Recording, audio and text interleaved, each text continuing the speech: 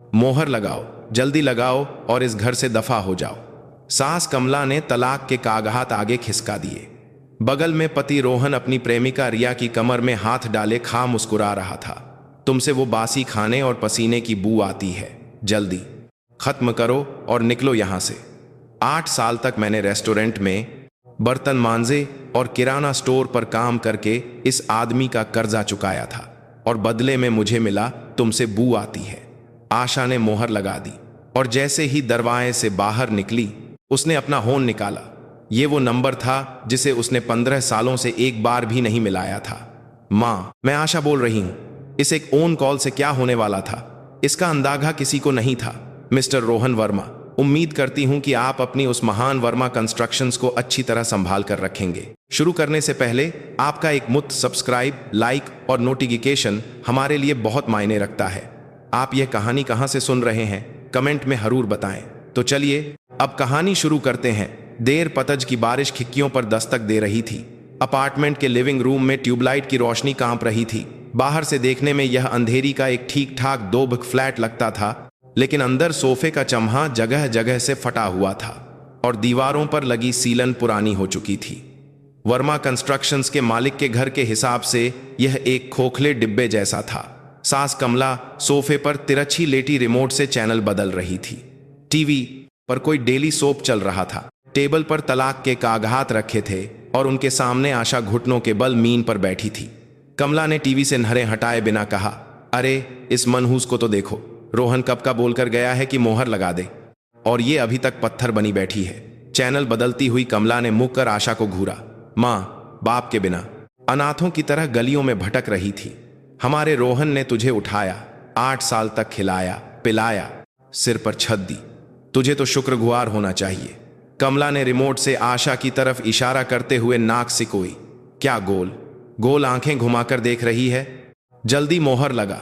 आशा ने मेज पर रखे कागजों को देखा। तलाक की अर्री शब्द सा सा छपे थे। आशा की उंगलियां कांप रही थीं, लेकिन यह दुहक की वजह से नहीं था। 8 सालों से सीने में दबा हुआ लावा धीरे धीरे ऊपर उठ रहा था। आशा ने सिर उठाया और 8 साल में पहली बार उसने अपनी आवाज उठाई। माँ जी, बात तो सही से कीजिए। कमला का रिमोट दबाता हुआ हाथ रुक गया। आशा की आवाज हमेशा की तरह नहीं थी। पतली लेकिन मजबूत थी, धीमी लेकिन साम थी। 8 साल में आपने घर खर्च के लिए 1 रुपया नहीं दिया, उल्टे मेरी कमाई भी छीन ली। रोहन जी के जुए का कर्जा किसने चुकाया? कमरे की हवा जम सी गई। टीवी पर चल रहे सीरियल के डायलॉग अजीब लग रहे थे। कमला की आंखें पहले हैरानी से चौड़ी हुईं, फिर गुस्से से लाल हो गईं। क्या बान चल रही है तेरी? कमला सोफे से उछलकर उठी और एक कुशन उठाकर आशा पर फेंक दिया। कुशन आशा के कंधे से लगकर मीन पर गिर गया, लेकिन आशा ने पलक तक नहीं झपकाई। आदमी अगर कारोबार में थोड़ा कर्जा ले ले तो क्या हुआ? बिना दहे के खाली हाथ आई थी, इतना तो करना ही पड़ेगा। कमला की चीख पूरे कमरे में गूंज रही थी। आशा ने कोई जवाब नहीं दिया। उसे इन बातों की आदत थी। 8 सालों में हजारों बार सुने ये शब्द अब दिल पर नहीं लगते थे। तभी दरवाजे पर पासवर्ड दबाने की आवाज आई। Beep beep beep. खट। दरवाजा खुला और रोहन अंदर आया।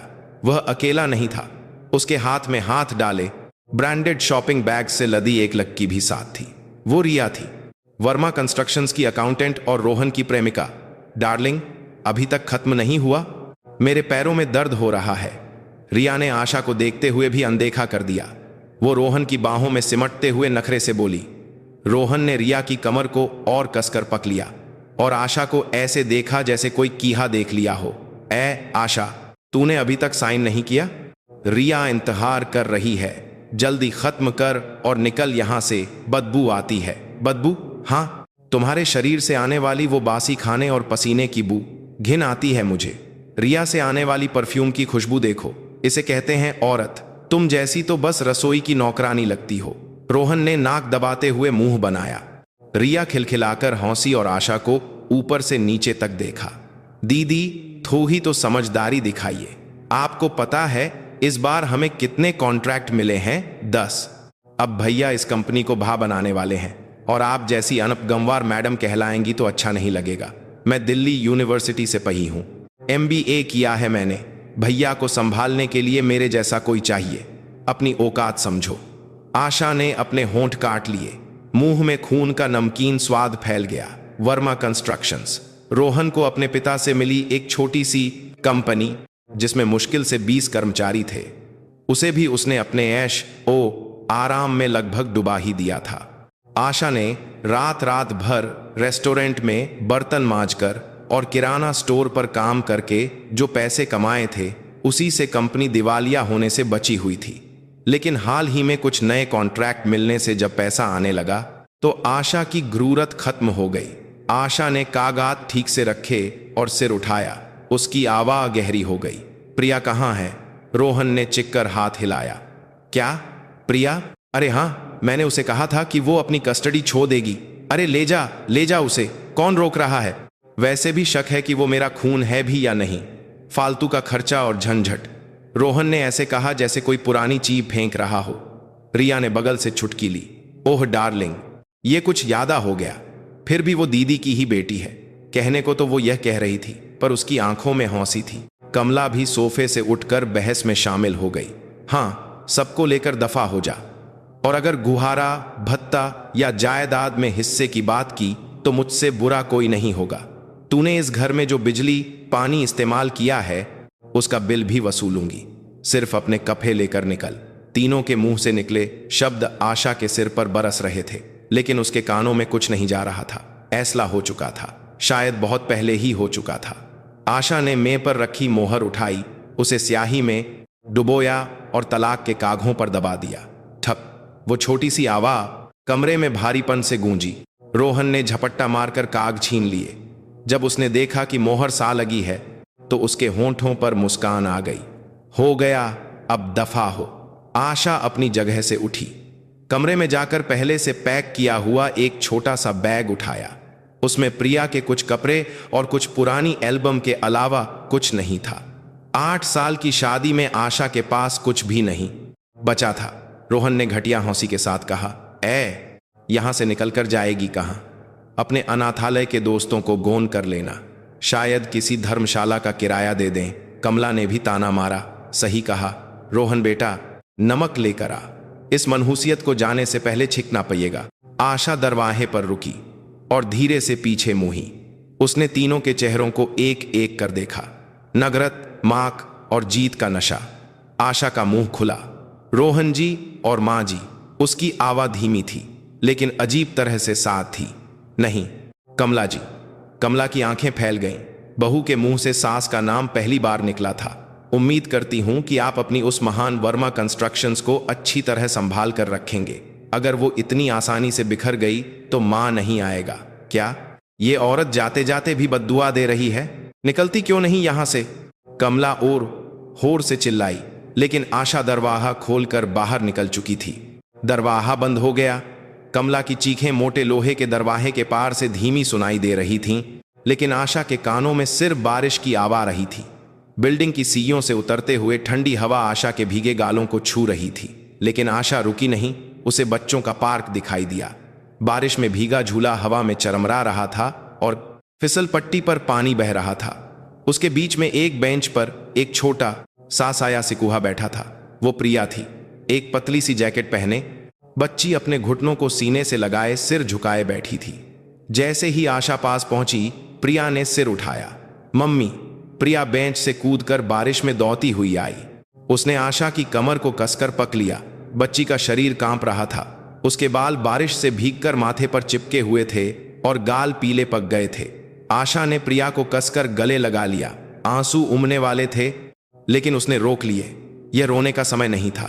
प्रिया, मां करना बेटा, मम्मी को देर हो गई। मम्मी, ठंड लग रही है, पता है, मां करना, अब सब ठीक हो जाएगा। आशा ने प्रिया के भीगे बालों को सहलाया। बच्ची की बई बई आंखों में बारिश का पानी और आंसू मिले हुए थे। मम्मी, अब हम कहाँ जाएंगे? क्या दादी ने पापा और नई आंटी के साथ रहने के लिए हमें निकाल दिया? 8 साल की बच्ची सब समझ रही थी। आशा का दिल डूब गया। आशा ने प्रिया के कंधे पककर उसकी आंखों में देखा। नहीं बेटा, हमने उन लोगों को छोड़ा है। हमने? हाँ प्रिया, तुम्हें मम्मी पर भरोसा है ना? प्रिया ने सिर हिलाया। आशा ने जेब से मोबाइल निकाला। बारिश से भीगी उंगलियां स्क्रीन पर फिसल रही थीं। यह वो नंबर था जिसे 15 सालों से एक बार भी नहीं मिलाया गया था, लेकिन एक पल के लिए भी भूला नहीं गया था।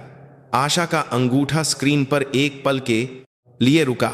बारिश की एक बूंद स्क्रीन पर गिरी और नंबरों पर फैल गई। प्रिया ने आशा का कुर्ता कसकर पक रखा था।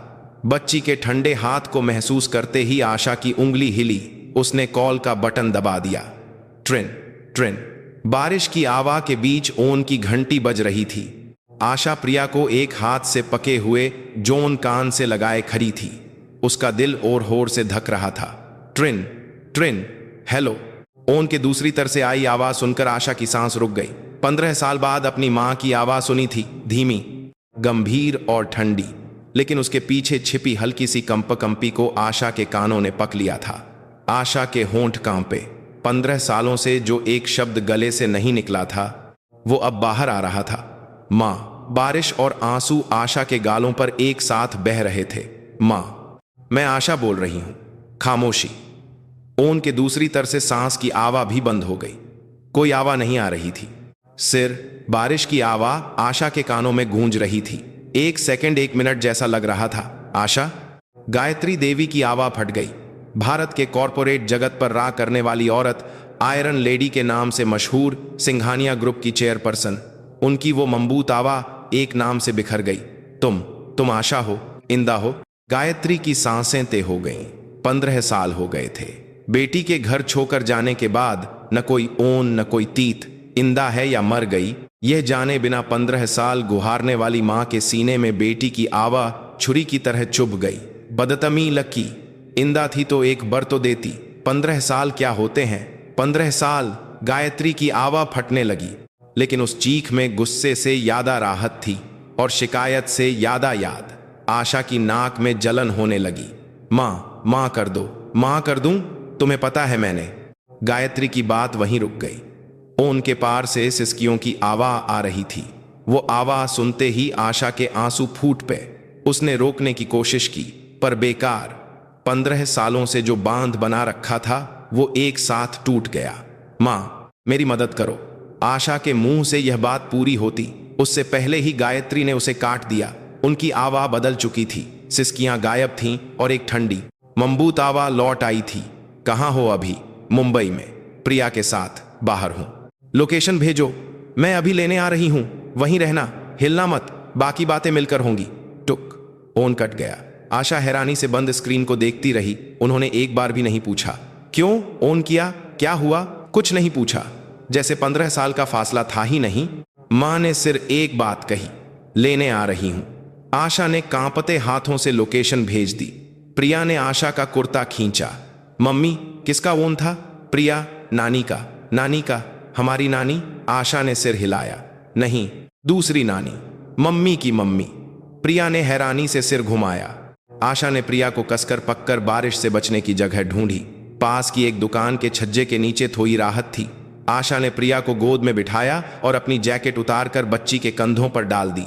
प्रिया की कंपी धीरे धीरे कम हो रही थी। उसी वक्त मालाबार हिल की हवेली में गायत्री ने ओन काटते ही बेडरूम से अपना कोट उठाया। बटन लगाने का भी वक्त नहीं था। वो सीधा दरवाजे की तरफ भागी। चप्पलें फेंककर जूते पहने। हाथ कांप रहे थे, इसलिए जूते ठीक से नहीं पहने जा रहे थे। हॉल में दमों की आवाज सुनकर उनके सेक्रेटरी शर्मा जी दौड़ते हुए आए। मैडम, इस वक्त आप कहाँ जा रही हैं? गाही निकालो। जी, अभी रात के 11 बज रहे हैं। सिक्योरिटी टीम को बुलाता हूं। चुप रहो, गायत्री ने बिना रुके कहा। सिक्योरिटी की जरूरत नहीं है। सिर, तुम और मैं जाएंगे। जल्दी गाही निकालो। शर्मा जी 20 साल से ज्यादा समय से गायत्री के साथ थे। सेक्रेटरी बनने से पहले वो उनके ड्राइवर थे, इसलिए वो गायत्री के स्वभाव को सबसे बेहतर जानते थे। लेकिन उन्होंने उन्हें इतना बेचैन कभी नहीं देखा था। देश की आयरन लेडी कही जाने वाली यह औरत कोट के बटन लगाए बिना भाग रही थी। शर्मा जी ने कुछ नहीं पूछा। वो सीधा बेसमेंट पार्किंग में गए और काली सेडान का इंजन स्टार्ट कर दिया। गायत्री पीछे की सीट पर बैठ गई। दरवाजा बंद होते ही उन्होंने कहा, मुंबई के बाहर का इलाका है, लोकेशन भेजी है, उसी पर चलो।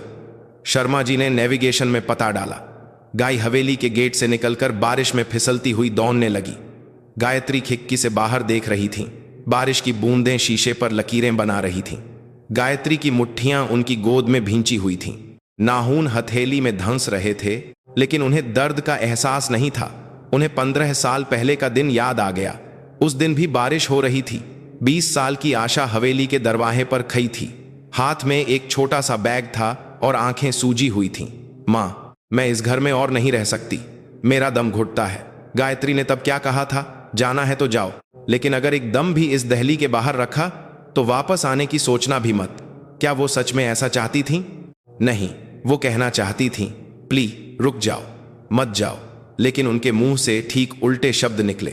उनका घमंड, उनकी इद, सिंघानिया ग्रुप की चेयरपर्सन होने की इत्त एक मां के दिल पर हावी हो गई। आशा नहीं रुकी, उसने दहली पार की और बारिश में गायब हो गई। उसकी पीठ को देखते हुए गायत्री दरवाजे का खंभा पककर खड़ी रही थी।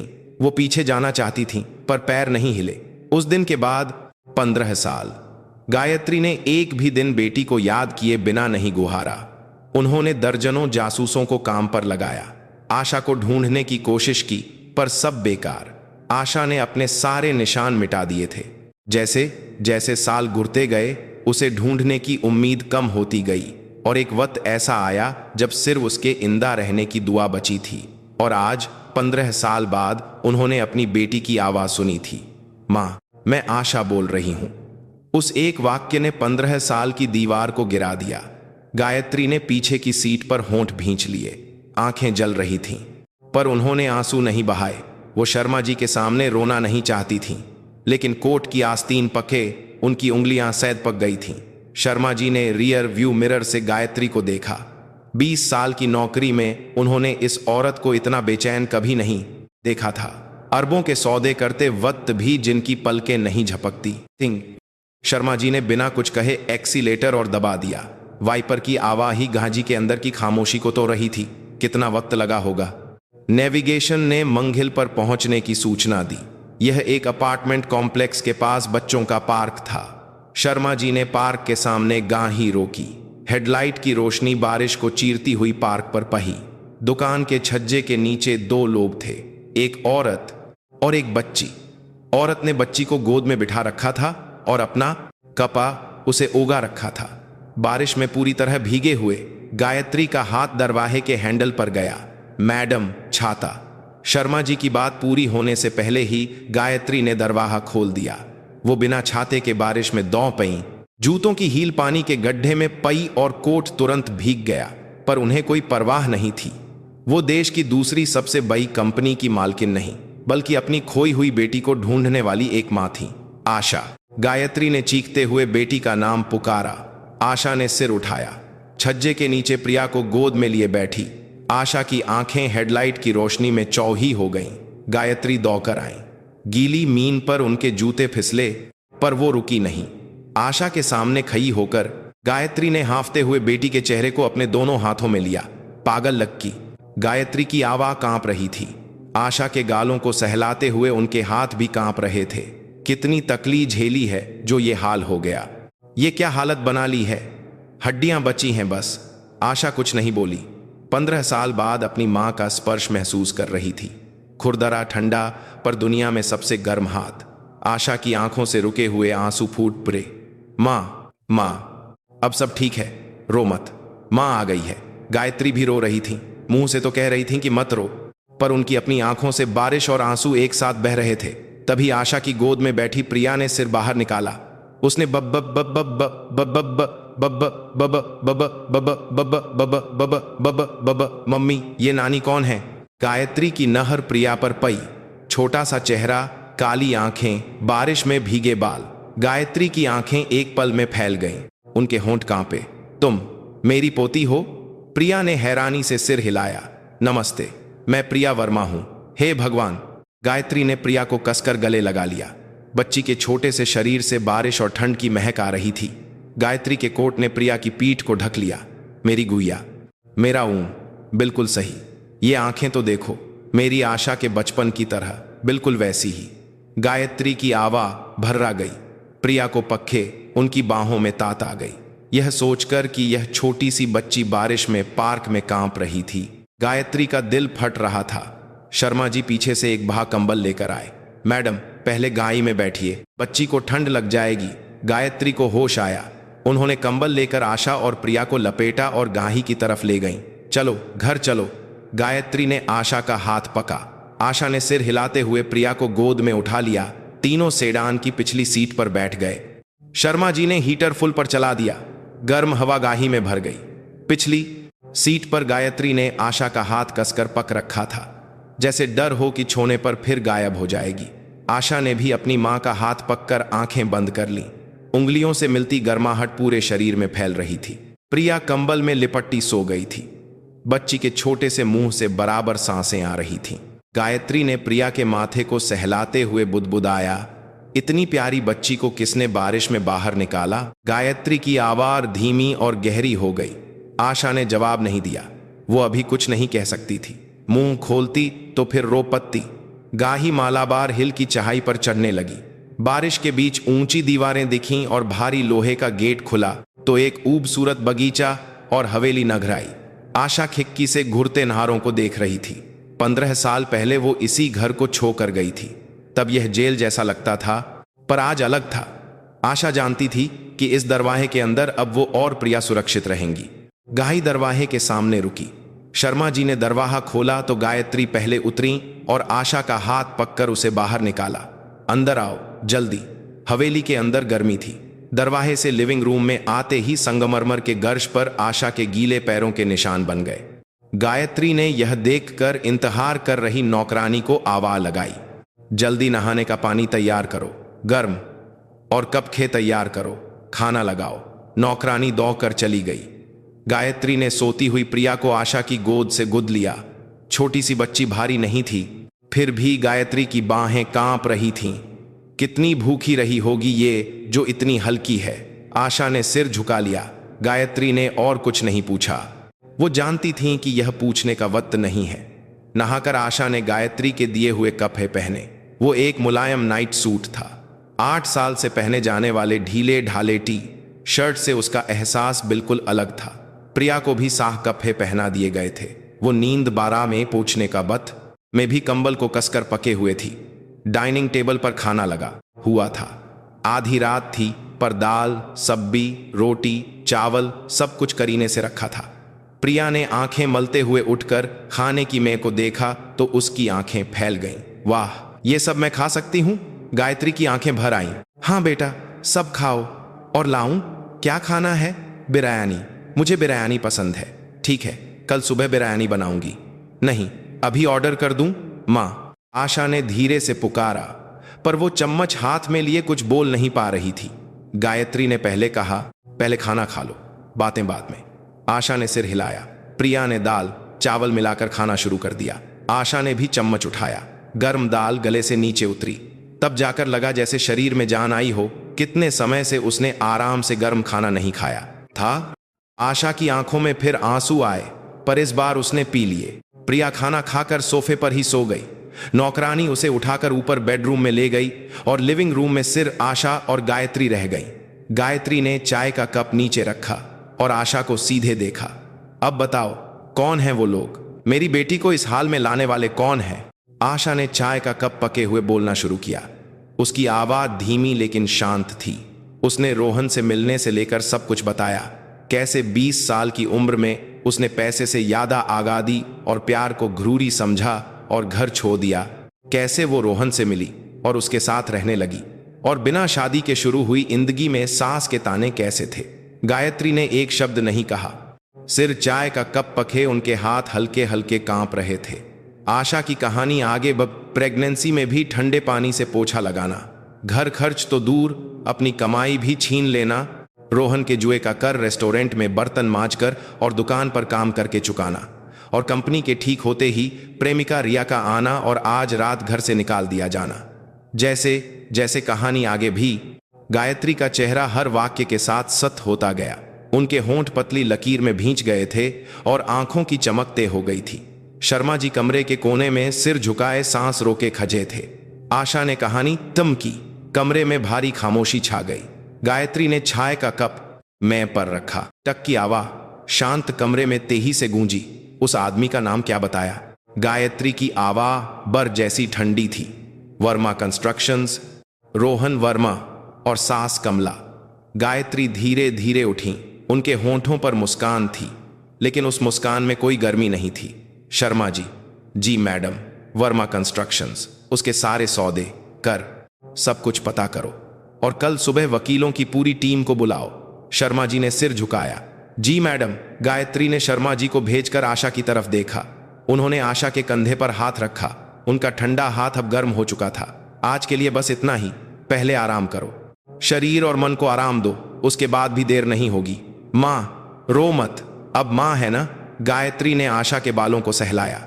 हाथ खुरदरे थे, पर उनमें जो वर्ण था उसे आशा महसूस कर सकती थी। आशा ने सिर हिलाया और उठ खड़ी हुई। ऊपर बेडरूम की सीढ़ियां चढ़ते हुए आशा ने पीछे मुड़कर देखा। गायत्री लिविंग रूम की खिड़की के पास खभी अंधेरे में हो रही बारिश को देख रही थीं। उनकी पीठ छोटी लग रही थी, पर मजबूत थी। आशा ने होंठ भींचकर मुंह फेर लिया। बेडरूम में प्रिया बहे से बिस्तर के बीच में सो रही थी।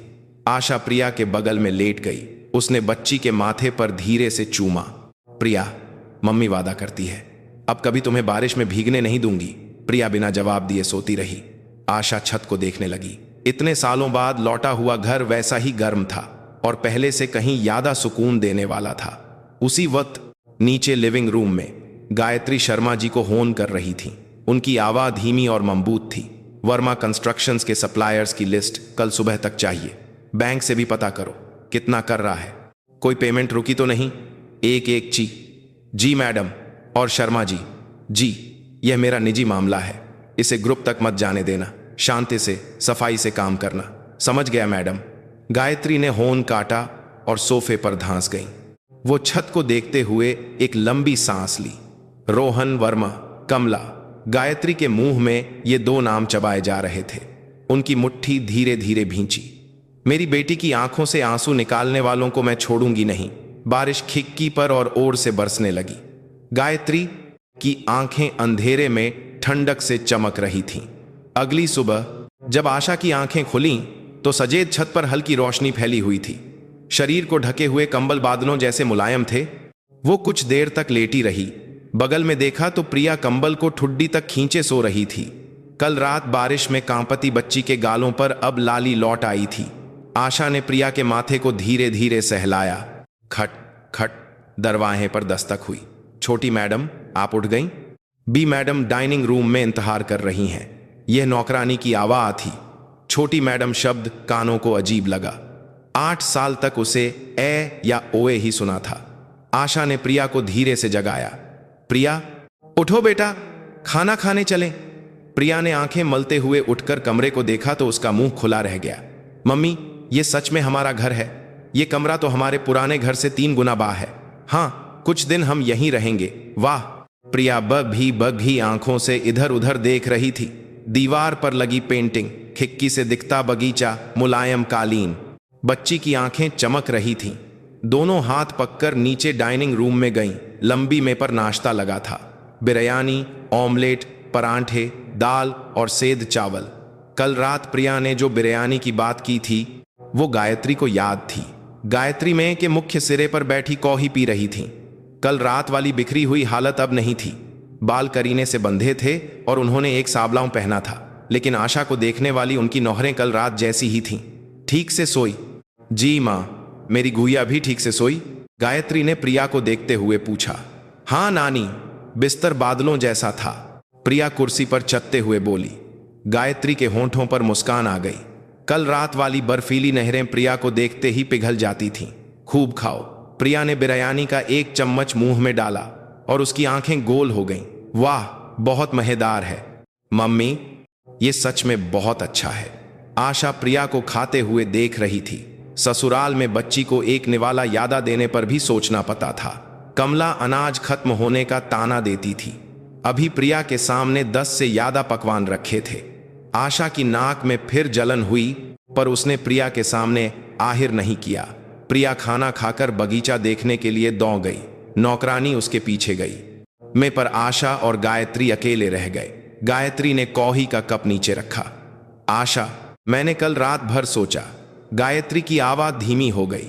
प्रिया को दिखाते वक्त वाली नरमी गायब थी और अब एक ठंडी धार थी। मैंने शर्मा जी से वर्मा कंस्ट्रक्शंस की रिपोर्ट मंगवाई, सुबह ही मिली है।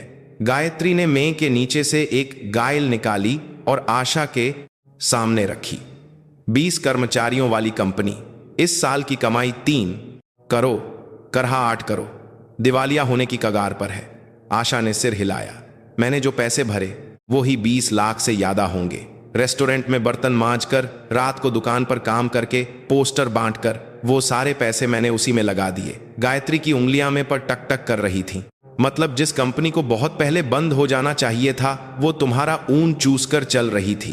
जी। गायत्री ने एक एक कर पन्ने पलटे। सप्लायर्स की लिस्ट, बैंक का कर्रा, बकाया टैक्स। वर्मा कंस्ट्रक्शंस की हालत समझ चुकी थी। हाल ही में कुछ कॉन्ट्रैक्ट मिले हैं तो थोड़ा पैसा आया होगा। गायत्री ने आइल बंद करके आशा को देखा। मैं चाहूं तो आज ही इसे तम कर सकती हूं। सप्लायर्स बंद, बैंक का पैसा वापस, एक हाथे में ताला लग जाएगा। आशा कुछ देर चुप रही, फिर उसने सिर हिलाया। अभी नहीं मां। क्यों? मैं यह वुड करना चाहती हूं। गायत्री की भौहें उठी। वुड? मां के पीछे छिपकर बदला लेना मुझे पसंद नहीं। मुझे अपने हाथों से इसे तोड़ना है। जितना मैंने सहा है, मैं उन्हें दिखाना चाहती हूं कि वो क्या खो रहे हैं। आशा की आवाज धीमी थी, पर उसमें कोई लखाहट नहीं थी। गायत्री ने बेटी की आंखों में देखा। वहां 8 साल से कुचली गई एक औरत के आंसू नहीं, बल्कि एक ते धार वाली तलवार की चमक थी। गायत्री के होंठ धीरे धीरे मुस्कुराए। हां, ये हुई ना मेरी बेटी वाली बात, गायत्री ने उठते हुए कहा। ठीक है, जैसा तुम चाहो। मैं बस तुम्हारे लिए मैदान तैयार करूंगी, लेकिन पहले तैयारी करनी होगी। तैयारी? तुम अभी रोहन वर्मा के सामने जाओगी तो क्या कहोगी? वो यही सोचेगा कि निकाली हुई पत्नी रोते हुए वापस आ गई है। तुम्हें पूरी तरह बदलकर एक ऐसी इंसान बनकर जाना होगा जिसे कोई नगरंदा न कर सके। आशा ने अपनी मां की बात पर सोचा। सही कह रही थीं। इस हाल में जाने से कुछ नहीं बदलेगा। बदला तैयारी करने वालों का हा होता है। शुक्रिया मां। शुक्रिया बाद में, अभी बहुत काम है। गायत्री ने भावनाओं में बहने का मौका नहीं दिया। वो तुरंत अगली बात पर आ गई। आज से 1 हफ्ते आराम करो और सेहत बनाओ। इस बीच मैं घरूरी चीजें तैयार कर दूंगी। आशा ने सिर हिलाया। उस दिन से आशा का त्रे भाते बला था थे कि जिंदगी बदल गई। सुबह उठकर वो प्रिया के साथ बगीचे में टहलती। हवेली के पीछे एक छोटा सा तालाब था और उसके चारों ओर पे लगे थे। प्रिया गिरे हुए पत्ते उठाकर आशा को दिखाती और खिलखिलाती। मम्मी, ये देखो, तारे जैसा है। हाँ, सच में बहुत सुंदर है। मैं नानी को भी दिखाऊंगी। प्रिया पत्ते लेकर हवेली के अंदर भाग गई। आशा उसकी पीठ को देखते हुए होंठ भींच रही थी। बच्ची के चेहरे से उदासी जा रही थी। कुछ दिन पहले बारिश में कांपती बच्ची अब हंस रही थी। सिर इसी एक बात के लिए उसे लगा कि वापस आकर सही किया। दिन में वो प्रिया के साथ समय बिताती और प्रिया के सो जाने पर आशा स्टडी रूम में चली जाती। गायत्री की भेजी हुई मैनेजमेंट की किताबें और सिंघानिया ग्रुप की रिपोर्ट्स में पर रखी थीं। बैलेंस शीट पन्ना, कंपनियों का अधिग्रहण, मैनेजमेंट की रणनीति। 15 साल पहले जो पाई मजबूरी में की थी, अब आशा उसे हथियार बनाने के लिए गुद कर रही थी। वो रात के 12 बजे तक में पर बैठी रहती। आंखें थक जाती, कंधे दुखते, पर वो रुकती नहीं। हर पन्ने के साथ आशा की नजर बदल रही थी। उसे अब नंबर समझ में आने लगे थे, ढांचा दिखने लगा था। एक रात आशा आईने के सामने खड़ी हुई। स्टडी रूम के कोने में एक बड़ा आईना लगा था। ट्यूबलाइट की रोशनी में आशा का अक्स दिख रहा था। रूखे बाल, सूखे कंधे, खुरदुरे हाथ, मुश्किल वक्त के निशान शरीर पर छपे हुए थे। आशा ने आईने में दिख रहे अपने अक्स से कहा, मां के पीछे छिपकर नहीं, अपने हाथों से वो तोड़ना है। आंखों में एक और आया। आईने में दिख रही औरत ने भी आंखों में ओर दिया। एक हफ्ता बीत गया। गायत्री ने इस बीच चुपचाप मैदान तैयार कर दिया था। उन्होंने वर्मा कंस्ट्रक्शंस के सप्लायर्स की लिस्ट निकलवा ली थी और मुख्य बैंक के मैनेजर का भी पता कर लिया था। अभी उन्होंने कुछ किया नहीं था। एक एक करके, धीरे धीरे, मजबूती से। यह गायत्री का तरीका था। गायत्री के कहने पर शर्मा जी ने वर्मा कंस्ट्रक्शंस को सामान देने वाली कंपनियों के मालिकों को गोन किया। सिंघानिया ग्रुप के सेक्रेटरी के नाम से आया एक गोन ही कागी था। वर्मा कंस्ट्रक्शंस के साथ व्यापार करना आपकी मर्जी है, बस यह ध्यान रखिएगा कि भविष्य में सिंघानिया ग्रुप के साथ काम करना मुश्किल हो सकता है। यह विनम्र लेकिन एक ऐसी धमकी थी जिसे कोई मना नहीं कर सकता था। भारत में कोई भी कंपनी सिंघानिया ग्रुप से दुश्मनी नहीं करना चाहती थी। एक एक करके सप्लायर्स ने वर्मा कंस्ट्रक्शंस के साथ अपने सौदे पर दोबारा सोचना शुरू कर दिया। बैंक में भी ऐसी ही हलचल हुई। वर्मा कंस्ट्रक्शंस के लोन के कागजात की दोबारा जांच के लिए एक अर्जी दी गई। अभी यह सिर्फ पानी के नीचे की हलचल थी, लेकिन यह लहरें बही होने वाली थीं और गायत्री ने आशा के लिए भी तैयारी पूरी कर ली थी। उन्होंने बांद्रा के सबसे महंगे सैलून में विप रूम बुक कर लिया था और बहे मॉल में भी पहले से बर कर दी थी। एक हफ्ते बाद सुबह गायत्री ने नाश्ते की मेज पर आशा से कहा, आज बाहर चलते हैं, तुम्हें और प्रिया को थोड़ा सजना संवरना है। आशा ने सिर हिलाया। बांद्रा का सैलून, विप रूम। आशा आईने के सामने बैठी। उसके रूखे कसकर बंधे लंबे बाल कटने लगे। मीन पर बालों का ढेर लग गया। एक स्टाइलिश बॉब कट और हल्के वेव। मेकअप आर्टिस्ट ने आशा का चेहरा संवारा। बेजान त्वचा पर चमक लौट आई। आईने में दिख रही औरत बदल चुकी थी। आशा कुछ देर तक चुप रही। उसने इतने समय से आईना ठीक से नहीं देखा था। जिंदगी की भाग दौड़ में सजने का न वर्त था न वजह। आईने में दिख रही औरत अजनबी थी, पर जानी पहचानी भी। 15 साल पहले घर छोड़ने से पहले वाली वो गुद सिंघानिया ग्रुप की मालकिन की बेटी।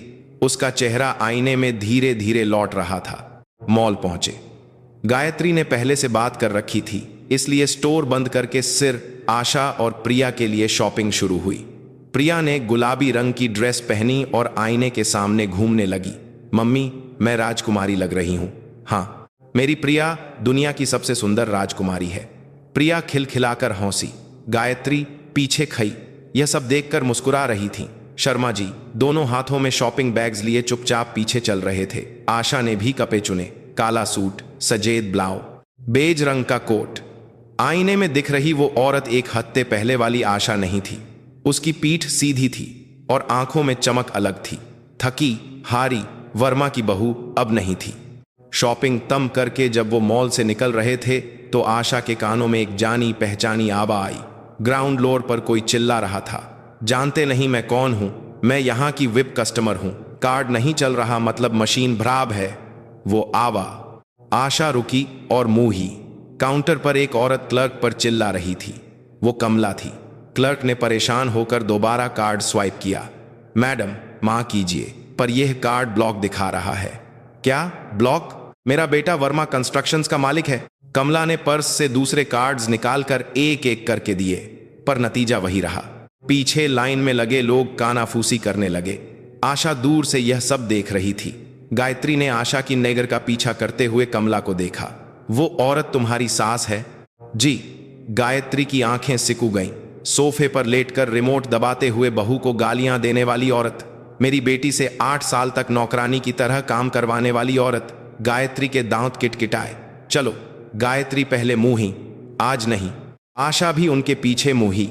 आज नहीं था, अभी वक्त नहीं आया था। कमला यह जाने बिना कि कार्ड क्यों नहीं चल रहे क्लर्क पर चिल्ला रही थी और आशा उसकी पीठ को एक बार और देखकर मॉल से बाहर निकल गई।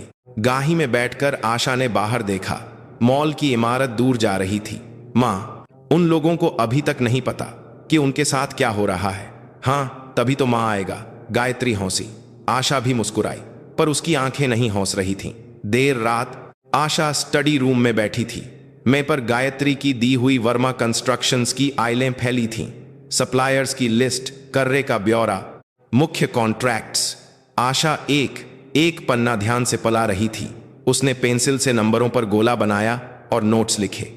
करहा संपत्ति से 50 लाख यादा था। रोहन का जुए में उगाया पैसा, रिया पर गर्ज किया पैसा, कमला का लिया हुआ घर खर्च। एक एक चीज आशा के खून पसीने से भरी गई थी। आशा ने पेंसिल नीचे रखी। खिड़की से मुंबई की रात दिख रही थी। चमकती रोशनियों के बीच कहीं रोहन और कमला भी होंगे। शायद अभी तलाक का जश्न मना रहे होंगे। रिया को गाय दिलाने का वादा कर रहे होंगे और घर से निकाली हुई बहू का महाक उगा रहे होंगे। आशा ने दरार से गायत्री का दिया हुआ नया विजिटिंग कार्ड निकाला। सिंघानिया ग्रुप डायरेक्टर आशा सिंह। वो इस नाम से जीने के लिए तैयार थी। नहीं, तैयार नहीं, बल्कि यह उसका संकल्प था। उसी वक्त मुंबई के एक बार में रोहन रिया को बगल में बिठाए व्हिस्की पी रहा था। मेज पर महंगी शराब और खाना फैला था। हाँ, आज मां आ गया, उस मनहूस को निकालते ही पैसा बरस रहा है। डार्लिंग, मुझे गाही कब दिलाओगे? इंपोर्टेड वाली, है ना? रिया ने नखरे किए तो रोहन हंसा। बिल्कुल, वर्मा कंस्ट्रक्शंस की मालकिन देसी गाही में चलेगी क्या? कल ही चलते हैं शोरूम। तभी दरवाजा खुला और कमला अंदर आई। बेटा, माँ आ गई, हमारी रिया भी यहीं है। तीनों ने जाम टकराया और हंसने लगे। उन्हें यह नहीं पता था कि उनके सप्लायर्स एक एक करके साथ छो रहे हैं और बैंक का रवैया बदल रहा है। इस कमरे में किसी को कुछ नहीं पता था। कमला ने एक घूंट में गिलास आली करते हुए कहा, आज मॉल में कार्ड नहीं चल रहा था, मशीन खराब होगी, कल बैंक जाना पेगा। अरे माँ, इन छोटी छोटी बातों की चिंता मत करो, मैं नया कार्ड बनवा दूंगा। रोहन ने लापरवाही से हाथ हिलाया। रिया ने हंसते हुए कमला का हाथ पकड़ा। आंटी, आप इक्र मत कीजिए, मैं सब देख लूंगी। तीनों की हंसी बार में गूंज रही थी। बाहर बारिश रुक रही थी, लेकिन इन तीनों के सिर पर मंडरा रहे काले बादल अभी शुरू ही हुए थे। 2 हफ्ते बीत गए। मुंबई के एक बार में रोहन सोफे पर धांसा व्हिस्की पी रहा था। सामने रिया पैर पर पैर रखे मोबाइल देख रही थी। पर शराब की 3 हाली बोतलें पही थीं। रोहन का होन बजा। स्क्रीन पर पवार सुपरवाइजर का नाम था। रोहन ने मुंह बनाकर ओन उठाया। हेलो पवार, इस वक्त क्या काम है? सर, गब हो गई। ओन से आती आवाज घबराई हुई थी। कल जो मटेरियल आना था वो सारे ट्रक वापस चले गए। सीमेंट, सरिया कुछ भी नहीं आया। क्या एडवांस दे दिया था ना? सप्लायर्स ने अचानक ओन करके कहा कि वो वर्मा कंस्ट्रक्शंस के साथ अब काम नहीं कर सकते।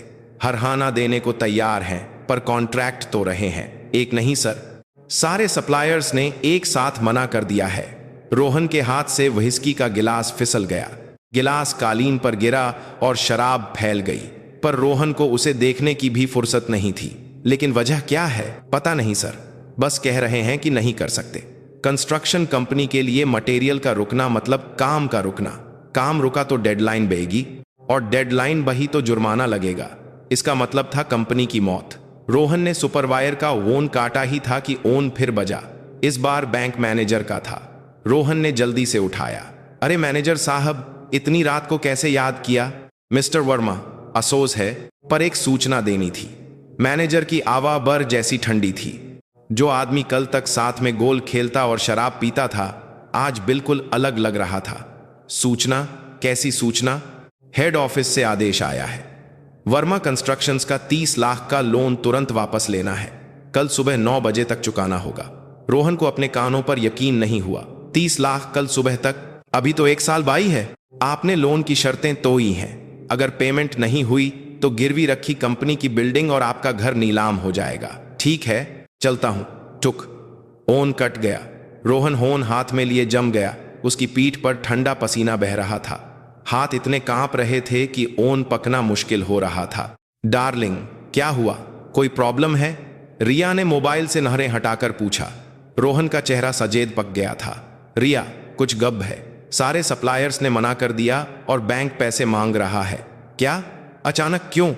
रोहन ने जल्दी जल्दी सप्लायर्स को होन लगाया। पहला होन। सर, मैं रोहन वर्मा बोल रहा हूं। अचानक कॉन्ट्रैक्ट क्यों तो दिया? रोहन, मां करना। ऊपर से आदेश है। वर्मा कंस्ट्रक्शन से सौदा किया तो हम भी डूब जाएंगे। ऊपर से? कौन है ऊपर? मुझे नहीं पता। दोबारा ओन मत करना। टुक। दूसरा ओन। हेलो, मैं रोहन वर्मा। हाँ वर्मा जी, मां कीजिए, हम कुछ नहीं कर सकते। सिंघानिया ग्रुप से ओन आया था। रोहन का हाथ रुक गया। सिंघानिया ग्रुप? सिंघानिया ग्रुप का हमसे क्या लेना देना? मुझे नहीं पता, हम काम नहीं कर सकते। रखता हूं। टुक। तीसरा ओन भी वैसा ही जवाब। चौथा भी, पांचवां भी। ओन उठाने वाले कम होते जा रहे थे और जवाब एक ही था, सिंघानिया ग्रुप। भारत में ऐसा कोई नहीं था जो यह नाम न जानता हो। देश का दूसरा सबसे बड़ा corporate group. Construction, retail, finance, hotel, हर जगह उनका हाथ था। लेकिन इतनी बड़ी कंपनी 20 कर्मचारियों वाली एक छोटी सी कंस्ट्रक्शन कंपनी के पीछे क्यों पई थी, रोहन को समझ नहीं आ रहा था। रोहन ने आयर में अपने एक वकील दोस्त को गोन किया जो कॉलेज में साथ पता था। भाई, मैं रोहन, एक मदद चाहिए। कंपनी अचानक मुश्किल में आ गई है। रोहन, मां करना, मैं तुम्हारी मदद नहीं कर सकता। क्या भाई, तू भी? मार्केट में बर फैल गई है। वर्मा कंस्ट्रक्शंस का केस लिया तो सिंघानिया ग्रुप छोड़ेगा नहीं। कहते हैं गायत्री देवी खुद इस मामले को देख रही हैं। गायत्री देवी? वो क्यों? मुझे नहीं पता। लेकिन रोहन, तूने सिंघानिया ग्रुप से पंगा लिया है क्या? ऐसा क्या कर दिया तूने? टुक। होन कट गया। रोहन के हाथ से मोबाइल फिसलकर मीन पर गिर गया। उसे लगा जैसे कोई अनदेखा हाथ उसका गला घोंट रहा हो। सांस नहीं आ रही थी। रिया ने रोहन का हाथ पका। डार्लिंग, मुझे डर लग रहा है। हो क्या रहा है? मुझे नहीं पता। मुझे कुछ नहीं पता। रोहन ने सिर पक लिया। तभी रोहन के दिमाग में एक चेहरा आया। सिर 2 हफ्ते पहले बारिश में निकाली गई अपनी पत्नी का चेहरा। उम्मीद करती हूं कि आप अपनी उस महान वर्मा कंस्ट्रक्शंस को अच्छी तरह संभाल कर रखेंगे। आशा के आखिरी शब्द कानों में गूंज रहे थे। कहीं कहीं आशा तो नहीं? नहीं, हो ही नहीं सकता। उसके पास क्या तात है? उसने हंसकर टाल दिया, पर दिल में बैठा डर गया नहीं। अगली सुबह वर्मा कंस्ट्रक्शंस का ऑफिस जंग का मैदान बना हुआ था। जिन मजदूरों को साइट पर होना चाहिए था वो ऑफिस में चिल्ला रहे थे। वो उनकी घंटी लगातार बज रही थी, पर कोई उठा नहीं रहा था। मालिक को बाहर बुलाओ, मटेरियल नहीं आया तो काम कैसे करें? ये क्या माक है? एक सुपरवाइजर ने में पर हाथ पटकते हुए कहा। अकाउंटेंट कोने में बैठी रो रही थी। तभी रोहन बिखरे बालों और सिकुजी शर्ट में ऑफिस में घुसा। उसके चेहरे से साफ पता चल रहा था कि वो रात भर सोया नहीं है।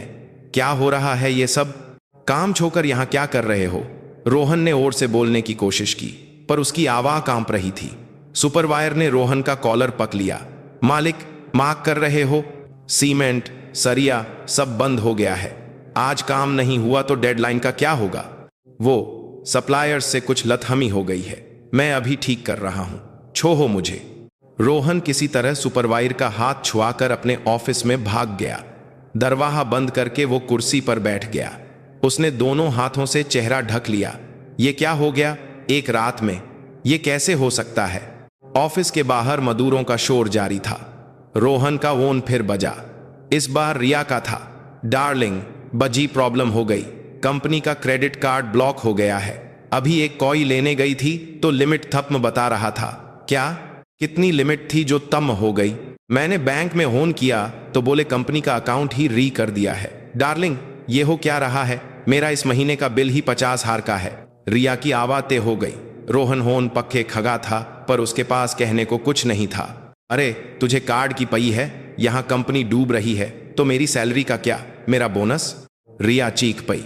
कंपनी डूबे या बचे, उसे सिर्फ अपने पैसे की पई थी। रोहन रिया का यह रूप देखकर हैरान रह गया। उस दोपहर जब रोहन अपने अपार्टमेंट पहुंचा तो दरवाजे पर ही रुक गया। दरवाजे के बगल में एक लाल रंग का नोटिस चिपका था, कुर्की का नोटिस। दरवाजे खोला तो अंदर हर सामान पर लाल नोटिस चिपके थे। सोफे पर, टीवी पर, फ्रिज पर कमला मीन पर बैठी थी। रोहन बेटा, दिन में कुछ लोग आए थे और घर के हर सामान पर ये चिपका कर चले गए। मैंने रोकने की कोशिश की, पर उन्होंने धक्का दे दिया। कमला का चेहरा सूजा हुआ था। वो रो कर थक गई थी। ये सब क्या है? हमारे सामान पर नोटिस क्यों? रोहन जवाब नहीं दे सका। उसने कमरे में नहर घुमाई। ऐसा कोई सामान नहीं था जिस पर लाल नोटिस न हो। रोहन सोफे पर धाम से बैठ गया। तभी रिया का मैसेज आया। सॉरी डार्लिंग, मैं और नहीं सह सकती। होन मत करना। रोहन के हाथ कांपे। उसने जल्दी से होन बात करना है लगाया, पर नंबर बंद था। रिया उसी रात कंपनी की तिजोरी से बचे हुए कैश और गहने लेकर एयरपोर्ट भागी थी, लेकिन इमिग्रेशन पर उसे रोक लिया गया क्योंकि उस पर देश छोड़ने की पाबंदी लग चुकी थी। एयरपोर्ट पर इंतजार कर रहे पुलिस वालों ने रिया को गबन के आरोप में गिरफ्तार कर लिया। इंपोर्टेड गाड़ियों में घूमने और मॉल में शॉपिंग करने वाली उस लक्की का आयरी नहारा हथकियों में एयरपोर्ट से बाहर ले जाया जाना था। रोहन यह सब जाने बिना एक होटल के कमरे में बैठा था। वो अब अपार्टमेंट में नहीं रह सकता था। लेनदार वहां चक्कर काटने लगे थे। वो कमला को लेकर पास के एक होटल में आ गया था। जेब में बचे कुछ हार रुपये ही थे। छोटे से होटल के बिस्तर पर बैठे माँ बेटे चुप थे। कमला ने पहले चुप्पी तोड़ी। रोहन बेटा, अब हमारा क्या होगा? मुझे नहीं पता माँ। वो रिया, उसका भी ओन नहीं लग रहा। पैसे कहाँ गए सारे? रोहन ने सिर हिलाया। उसके पास कोई जवाब नहीं था। रोहन होटल के पुराने टीवी पर चैनल बदल रहा था कि उसका हाथ रुक गया। न्यू चैनल पर एक बर आ रही थी। नीचे पट्टी चल रही थी। ब्रेकिंग न्यू, सिंघानिया ग्रुप ने 15 साल बाद अपने उत्तराधिकारी की घोषणा की। आशा सिंह डायरेक्टर के पद पर। रोहन उठकर टीवी के पास गया। स्क्रीन पर एक औरत खजी थी, स्टाइलिश काले सूट और बॉब कट बालों में। वो कैमरों के सामने आत्मविश्वास से खड़ी थी। पत्रकारों के लैश चमक रहे थे और वो मुस्कुरा रही थी। रोहन की आंखें स्क्रीन पर जम गईं, उसकी सांस रुक गई। वो इस चेहरे को जानता था, जो हर सुबह नाश्ता बनाती, शाम को बर्तन मांजती और रात को दुकान पर काम करने जाती थी। ढीली टी शर्ट और बिखरे बालों में सिर झुकाकर जीने वाला चेहरा। लेकिन स्क्रीन पर दिख रही औरत बिल्कुल अलग थी। पट्टी दोबारा चली। सिंघानिया ग्रुप की चेयरपर्सन गायत्री देवी की इकलौती बेटी, डायरेक्टर आशा सिंह। आशा। रोहन का मुंह खुला रह गया। उसके पैरों में जान नहीं बची और वो बिस्तर पर बैठ गया। मेरी पत्नी सिंघानिया ग्रुप की बेटी थी। बगल में टीवी देख रही कमला का चेहरा पीला पड़ गया। उनका मुंह खुला का खुला रह गया। क्या है ये? वो आशा है? कमला लखाते हुए टीवी के पास गई। उसने स्क्रीन पर आशा की तरफ उंगली से इशारा करते हुए कहा, वो तो अनाथ थी, एक पैसे की औकात नहीं थी उसकी, और वो सिंघानिया ग्रुप की बेटी निकली। कमला के पैर कांप गए। वो होटल के गर्ज पर बैठ गई। हाय राम, मैंने देश की सबसे अमीर औरत की बेटी को घर से निकाल दिया। कमला छाती पीट कर रोने लगी। रोहन बेटा, चल आशा के पास चलते हैं, पैरों में गिरकर माई मांग लेंगे। तू प्रिया का बाप है, मैं प्रिया की दादी हूं, वो हमें ऐसे नहीं छोड़ेगी। रोहन ने जवाब नहीं दिया और टीवी को घूरता रहा। स्क्रीन पर आशा अब भी मुस्कुरा रही थी, एक आत्मविश्वास से भरी मजबूत मुस्कान। 2 हफ्ते पहले घर से निकलते वक्त वाली उसकी ठंडी नहरें याद आ गईं। अगर वो इतनी आसानी से बिखर गई तो महा नहीं आएगा। वो शब्द एक श्राप की तरह दिमाग में गूंज रहे थे। रोहन टीवी बंद किए बिना मीन पर बैठ गया। उसने जिसे एक बेसहारा अनाथ समझा था, वो भारत की सबसे ताकतवर औरत की बेटी थी। यह सच्चाई पता चलते ही रोहन के चेहरे का रंग उग गया। कमला ब्रेश पर पही रो रही थी। रोहन ने दीवार से टेक लगाकर छत को देखा। होटल के कमरे की छत पर लगे दाग धुंधले दिख रहे थे। उसकी आंखों में कुछ भर रहा था, पर वो रो नहीं सकता था। रोने से अब कुछ नहीं बदलने वाला था। मालाबार हिल की हवेली। आशा प्रिया को सुलाकर स्टडी रूम में बैठी थी। मैं पर वर्मा कंस्ट्रक्शंस के अधिग्रहण की आइल रखी थी। साथ में शर्मा जी की रिपोर्ट भी थी। सप्लायर्स का जाना, बैंक का कर्रा वापस लेना, कंपनी का क्रेडिट कार्ड बंद होना। एक एक चीज पते हुए उसे वर्मा कंस्ट्रक्शंस का बिखरना नंबरों में दिख रहा था। आशा ने रिपोर्ट बंद की और कुर्सी पर टेक लगा ली। उसे सुकून मिलना चाहिए था, पर दिल का एक कोना हाली सा लग रहा था। नारत और शिकायत के बावजूद 8 साल का रिश्ता यूं ही नहीं मिटाया जा सकता था। आशा ने सिर हिलाया। यह कमोर पड़ने का वक्त नहीं था। उसने अधिग्रहण की आइल दोबारा खोली। वर्मा कंस्ट्रक्शंस के कर्रे और उन्हें चुकाने की योजना को वो एक एक करके देख रही थी। अधिग्रहण की कीमत थी 1 रुपया। जिस कंपनी पर 50 लाख का यादा कर रहा हो, उसे कोई नहीं खरीदता। 1 रुपये में भी कंपनी बेचना रोहन के लिए आखिरी रास्ता था। मसला कीमत का नहीं, बल्कि 50 लाख के कर्रे को कैसे चुकाया जाए, इसका था। आशा ने नंबरों को दोबारा देखा। आशा ने गाइल बंद की और उठ खजी हुई। वो नीचे लिविंग रूम में गई। गायत्री सोफे पर बैठी कोई गाइल देख रही थी। माँ, कल जाऊंगी। गायत्री ने चश्मा उतारकर आशा को देखा। सोई नहीं? कल जाऊंगी। वर्मा कंस्ट्रक्शंस जाकर अधिग्रहण के कागजों पर साइन करवाऊंगी। गायत्री ने आशा की आंखों में देखा। कुछ देर देखने के बाद उन्होंने सिर हिलाया। मैं सिक्योरिटी साथ भेज दूंगी। जरूरत नहीं है। क्या जरूरत नहीं है? वो लोग कुछ भी कर सकते हैं। माँ, आशा ने गायत्री का हाथ पक्का। मैं अब पुरानी वाली आशा नहीं हूं, आप चिंता मत कीजिए। गायत्री ने बेटी का हाथ दबाया, सूखा खुरदुरा हाथ, पर उसमें ताकत थी। गायत्री मुस्कुराई। ठीक है, जाओ और उसका ऑफिस छीन कर आओ। आशा ने सिर हिलाया और बेडरूम में प्रिया के बगल में लेट गई। बच्ची की सांसों की आवाज आ रही थी।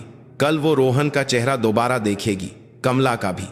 2 हफ्ते पहले जिन्होंने उसे निकाला था, उन्हीं के सामने वो दोबारा खई होगी। लेकिन इस बार घर था। वो निकाली जाने वाली नहीं, बल्कि छीनने वाली बनकर जाएगी। आशा ने आंखें बंद कर ली। अगली सुबह वर्मा कंस्ट्रक्शंस की बिल्डिंग के बाहर हंगामा हो रहा था। बिल्डिंग के गेट पर दर्जनों मजदूर खड़े थे। वो अपनी रुकी हुई तनख्वाह मांग रहे थे। पैसे दो। 3 महीने से तनख्वाह नहीं मिली। मालिक को बाहर बुलाओ। रोहन वर्मा, बाहर निकलो। कुछ सप्लायर्स भी वहां खड़े थे, जिनके पैसे रुके हुए थे। छोटी सी बिल्डिंग का गेट लोगों से भरा था।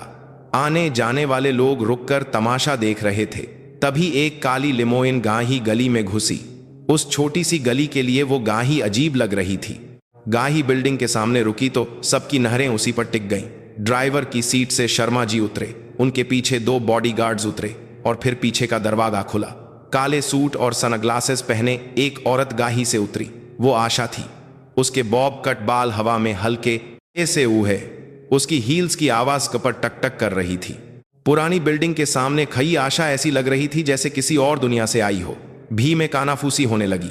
ये कौन है? सिंघानिया ग्रुप से आई है, कल न्यू में देखा था, चेयरपर्सन की बेटी है। आशा ने लोगों पर एक नूर डाली और शर्मा जी की तरफ मुंह कर कहा, यहां जितने भी लोगों की तनख्वाह और पेमेंट रुकी हुई है, सबका हिसाब करके आज शाम तक पैसे ट्रांसफर कर दीजिए।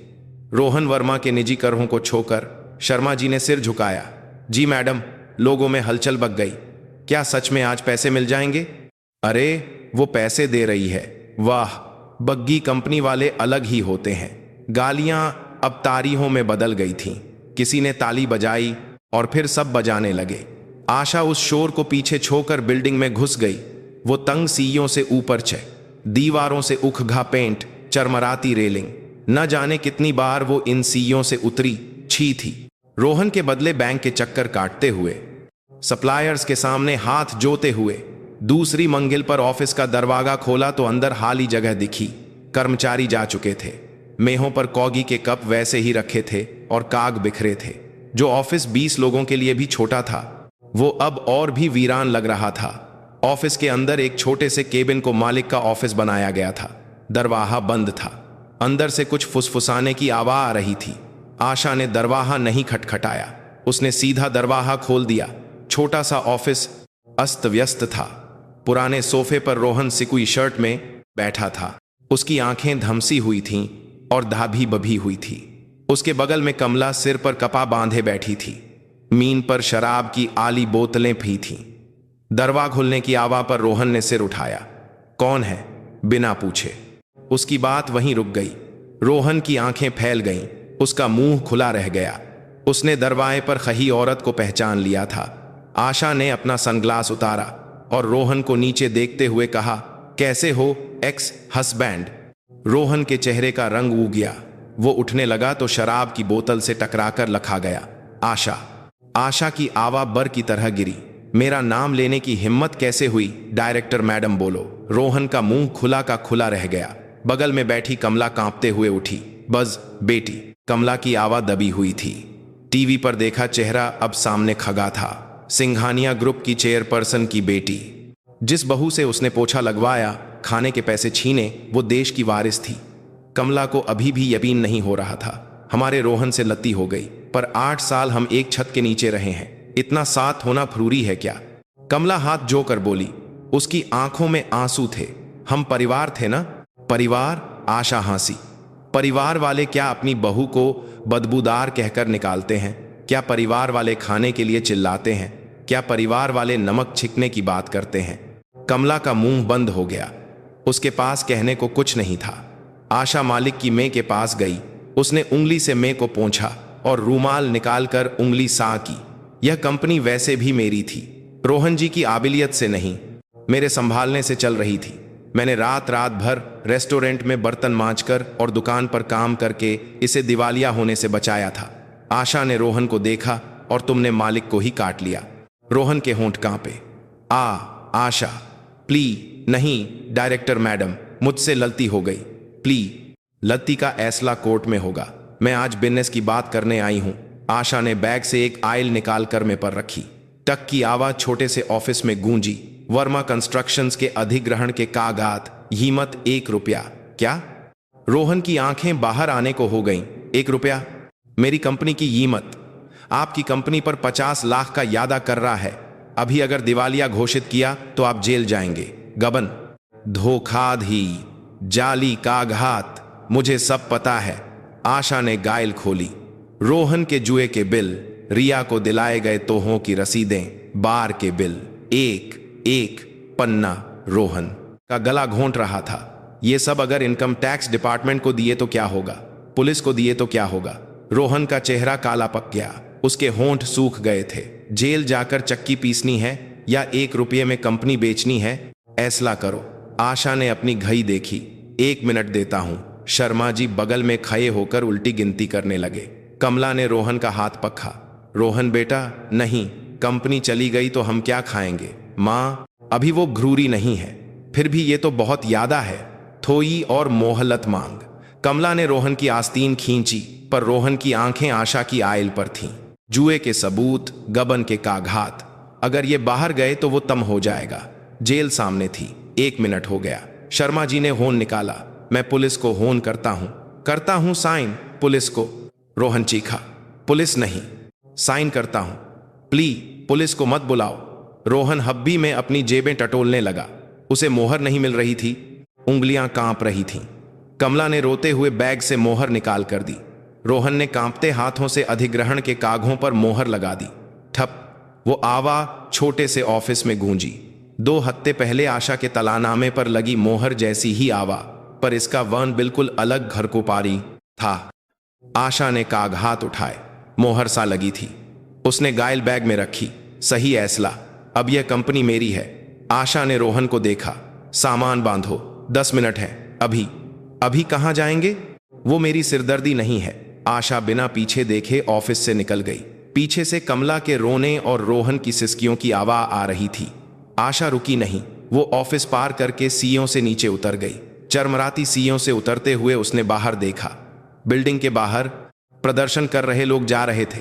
पैसे मिलने की बरसें उनके ब्रीमस चेहरे पर उछी थी। आशा बिल्डिंग के गेट पर खड़ी होकर कुछ देर के लिए आंखें बंद की। सुकून मिलना चाहिए था। 8 साल का बदला पूरा हुआ था, लेकिन दिल का एक कोना खाली था। 8 साल का वक्त 1 रुपये की मोहर से तिम हो गया। यह सोचकर अजीब लग रहा था। आशा गाड़ी में बैठकर ओन निकाली। उसने गायत्री को ओन किया। माँ, हो गया, साइन करवा लिए। शाबाश। गायत्री की आवाज नर्म थी। घर आकर खाना खाओ, प्रिया इंतजार कर रही है। जी। आशा ने ओन काटा और बाहर देखने लगी। पुरानी बिल्डिंग दूर जा रही थी। अंदर सामान बांधते रोहन और कमला नहीं दिख रहे थे। वो देखना भी नहीं चाहती थी। वर्मा कंस्ट्रक्शंस अब आशा की थी, जो कंपनी रोहन को पिता से मिली थी और जिसे आशा ने अपने ऊन पसीने से बचाया था। आखिरकार वो अपने असली मालिक के पास आ गई थी। वहीं बिल्डिंग की पिछली गली में रोहन और कमला एक एक गत्ते का डिब्बा लिए बाहर निकले। वो सामने से नहीं निकल सकते थे। लोग अभी भी वहां थे, इसलिए वो पिछली गली से भागे थे। कमला ने डिब्बा मीन पर रखकर बैठ गई। हाय मेरी इस्मत, ये क्या हो गया? माँ उठो, लोग देख रहे हैं, देखने दो। क्या बचा है अब देखने को? रोहन ने कमला का हाथ पककर उठाया। दोनों गली में लखाते हुए चल रहे थे। जाने को कोई जगह नहीं थी। अपार्टमेंट नीलाम हो चुका था और होटल के पैसे भी तम होने वाले थे। तभी पीछे से कोई आया। एक साफ सुथरे सूट में एक आदमी रोहन के सामने रुका। आप मिस्टर रोहन वर्मा हैं? रोहन ने सिर उठाया। कौन है आप? मैं सिंघानिया ग्रुप के vice president mister Vikram Singh का सेक्रेटरी हूं। रोहन की आंखें फैल गईं। आदमी ने एक विजिटिंग कार्ड दिया। वाइस प्रेसिडेंट साहब आपसे मिलना चाहते हैं। अगर आप डायरेक्टर आशा सिंह के बारे में कुछ जानते हैं तो आपको अच्छी रम मिलेगी। रोहन ने कार्ड लिया। Singhania group, vice president office, ये शब्द उसकी आंखों में चुभ रहे थे। बगल में खड़ी कमला ने रोहन को कोहनी मारी। रोहन बेटा, ये तो मोहा है, जाओ। रोहन ने कार्ड को देखा। सिंघानिया ग्रुप का वाइस प्रेसिडेंट। आशा को नीचे गिराने वाला कोई हाथ बा रहा था। जब लगा कि सब खत्म हो गया, तब एक रस्सी नीचे आई थी। शायद वो सजी हुई रस्सी हो, पर अभी रोहन के पास कोई और चारा नहीं था। कहाँ चलना है? रोहन की आंखों में फिर चमक लौटी, लालच की चमक। आशा से मिला धोखा चुकाने के लिए वो शैतान से भी हाथ मिलाने को तैयार था। विक्रम सिंह, गायत्री देवी का भतीजा और सिंघानिया ग्रुप का वाइस प्रेसिडेंट, पिछले 15 सालों से आशा की गाली जगह भरते हुए वो अगले चेयरपर्सन बनने का सपना देख रहा था। लेकिन आशा के लौटते ही उसके 15 साल की मेहनत पर पानी फिरने का तरा था। विक्रम ने आशा की कमोरी ढूंढने के लिए उसके पूर्व पति का पत्ता इस्तेमाल किया था। जो इंसान आशा के सबसे करीब रहा हो, जो सबसे ज्यादा जानता हो, रोहन वर्मा ही विक्रम का हथियार था। रोहन सेक्रेटरी के पीछे पीछे गली से बाहर निकला। कमला ने पीछे से आवाज लगाई, रोहन बेटा, कुछ पैसे लेकर आना, मां को भूख लगी है। रोहन ने पीछे मुड़कर नहीं देखा। उसके होंठों पर एक घटिया मुस्कान थी। सिंघानिया ग्रुप हेड ऑफिस, 21वीं मंजिल, कॉन्फ्रेंस रूम। सोमवार सुबह की बोर्ड मीटिंग थी। लंबी में पर 12 एग्जीक्यूटिव बैठे थे। गायत्री की कुर्सी गाली थी और उसके बगल में एक नई कुर्सी रखी थी। विक्रम अपनी सीट पर बैठा आयल देख रहा था। उसके सामने वाइस प्रेसिडेंट का नेम प्लेट रखा था। विक्रम 10 साल से इस पद पर था। वो गायत्री का रिश्तेदार था और ग्रुप के काम को सबसे बेहतर समझता था। कॉन्फ्रेंस रूम का दरवाजा खुला। गायत्री पहले अंदर आई और उनके पीछे आशा। आशा ने काला सूट पहना था और हाथ में एक आयल थी। सबकी नजरें आशा पर टिक गईं। विक्रम का हाथ आयल पर रुक गया और उसने आशा को देखा। एक पल की खामोशी। आशा, काई समय हो गया। विक्रम की आवाज गहरी थी। आखिरी बार जब देखा था तो तुम 15 साल की थी। आशा ने विक्रम को देखा। विक्रम भैया नमस्ते। विक्रम कुर्सी पर टेक लगाकर आशा के चेहरे को पढ़ने लगा। उसके होंठ मुस्कुराए पर आंखें नहीं। विक्रम ने गायत्री की तरफ देखा। चेयरपर्सन मैडम, मैंने अपॉइंटमेंट की बर सुनी, लेकिन आज सीधे बोर्ड मीटिंग में बुलाना थोड़ा जल्दबाजी नहीं है? गायत्री अपनी कुर्सी पर बैठते हुए बोली, जल्दबाजी नहीं है, तैयारी पूरी है। 15 साल तक जो ग्रुप से दूर रही, उसे डायरेक्टर बनाकर मीटिंग में बिठाने से बाहर बातें बनेंगी। गायत्री के चेहरे पर कोई भाव नहीं बदला। बातें बनेंगी तो मैं संभाल लूंगी। इस कुर्सी पर बैठने की काबिलियत है या नहीं, यह आशा खुद साबित करेगी। विक्रम ने आशा को दोबारा देखा।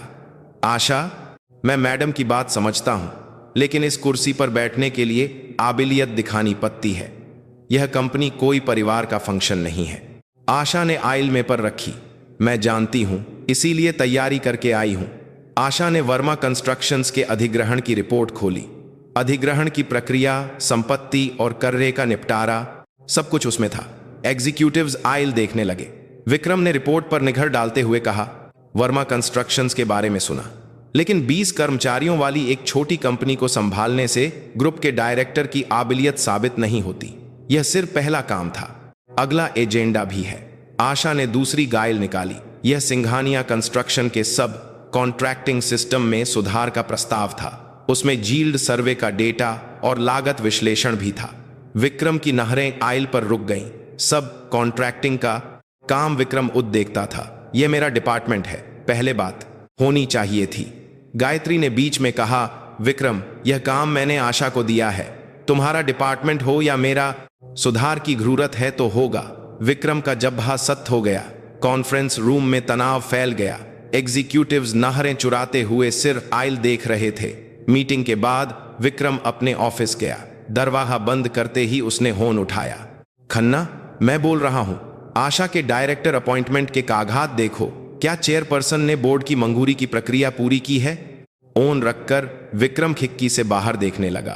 15 साल पहले घर छोड़कर गई चचेरी बहन अचानक लौटकर डायरेक्टर बन गई थी। विक्रम के लिए यह परिवार का मिलना नहीं, बल्कि कुर्सी की लाई की शुरुआत थी। अगले दिन विक्रम ने ग्रुप के ऑडिट डिपार्टमेंट से ऊहिया जानकारी मांगी। आशा के पिछले 15 सालों का रिकॉर्ड, उसकी शादी, तलाक, संपत्ति, सब कुछ जांचने का आदेश दिया। एक हफ्ते बाद विक्रम की मेज पर एक रिपोर्ट आई। आशा का 8 साल तक वर्मा कंस्ट्रक्शंस के मालिक की पत्नी बनकर रहना, तलाक और बेटी की कस्टडी का रिकॉर्ड, सब लिखा था। विक्रम ने रिपोर्ट पढ़ते हुए मुस्कुराया। इतना कारी है। विक्रम ने अपनी डायरी निकाली और एक नंबर ढूंढा। आशा की पूर्व सास कमला, उससे संपर्क करो। आशा कैसी बहू थी, यह उसे पूरी दुनिया को बताना होगा। दुनिया की सबसे बेचारी सास का किरदार निभाने के लिए उसे तैयार करो। विक्रम की योजना सीधी थी। आशा के सिंघानिया ग्रुप की वारिस होने की बर फैलाना और साथ ही उस पर तलाशुदा का ठप्पा लगाना। अगर एक अमीर घराने की वारिस का तलाक हो चुका हो और उसकी पूर्व सास ही उसके चरित्र पर सवाल उठाए, तो जनता की राय बदल जाएगी। कुछ दिनों बाद ऑनलाइन ओरम और बिजनेस न्यू वेबसाइट्स पर एक बर आई। सिंघानिया ग्रुप की चेयरपर्सन की छिपी हुई बेटी, तलाक के बाद कंपनी में शामिल, विवाद। बर में कमला का इंटरव्यू था। वो बहू न घर संभाल सकी, न पति का साथ दे सकी। आखिर में बच्ची को लेकर भाग गई। ऐसी औरत क्या एक भाई कंपनी चलाएगी? आशा ने ऑफिस में बर पही तो उसके हाथ कांपे, पर उसने स्क्रीन बंद नहीं की। पूरा पहने के बाद उसने गायत्री को गोन किया। माँ, बर देखी? हाँ, यह विक्रम भैया ने किया है। शायद। माँ, मैं प्रेस कॉन्फ्रेंस करूंगी। गायत्री कुछ देर चुप रही। क्या कहोगी? छुपाने को कुछ नहीं है। तलाक हुआ है, ससुराल में तकलीफ सही है और बिना पैसों के निकली हूं। यह सब मैं उद अपने मुंह से कहूंगी। गायत्री की आवाज धीमी हो गई। आशा, एक बार मुंह से निकली बात वापस नहीं ली जा सकती। मुझे वापस लेनी भी नहीं है माँ। दूसरों के कहने से अच्छा है कि मैं गुद सच बता दूं। गायत्री ने एक लंबी सांस ली। ठीक है, जैसा तुम चाहो। मैं शर्मा जी से कहकर जगह का इंतजाम करती हूँ। आशा ने ओन काटा और कुर्सी पर टेक लगा ली। खिड़की से मुंबई शहर दिख रहा था। 3 दिन बाद मुंबई प्रेस क्लब का छोटा हॉल। आशा पोडियम के सामने खड़ी थी। दर्जनों कैमरे उसकी तरफ थे। मैं सिंघानिया ग्रुप की डायरेक्टर आशा सिंह हूँ। हाल ही में मेरे बारे में जो खबरें आई हैं, मैं उनका सच बताने आई हूँ। आशा ने अपने नोट्स को नहीं देखा। मेरी शादी 8 साल पहले हुई थी और 1 महीने पहले तलाक हो गया। शादी के दौरान मैंने अपने पति के काम में मदद की, सास की सेवा की और बेटी को पाला।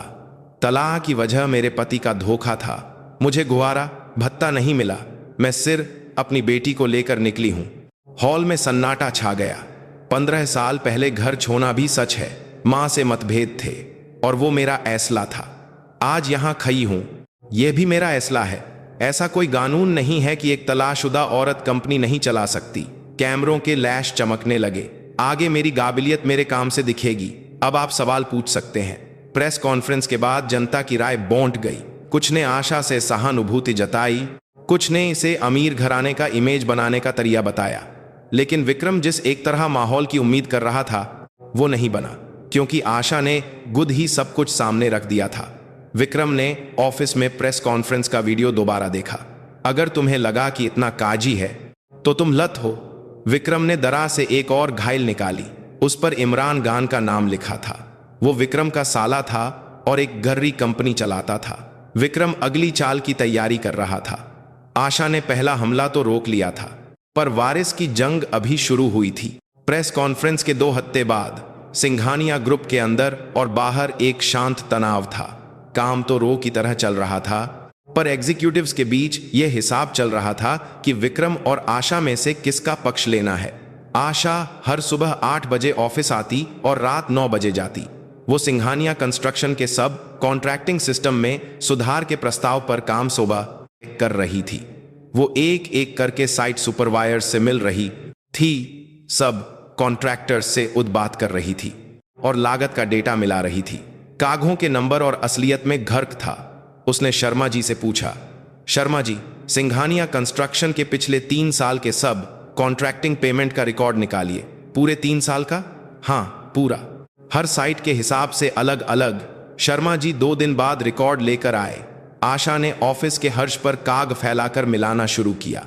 सिंघानिया कंस्ट्रक्शन ने सब कॉन्ट्रैक्टर्स को जो पेमेंट की थी और सब कॉन्ट्रैक्टर्स को जो मिली थी, उसमें अंतर था और यह हर साल हो रहा था।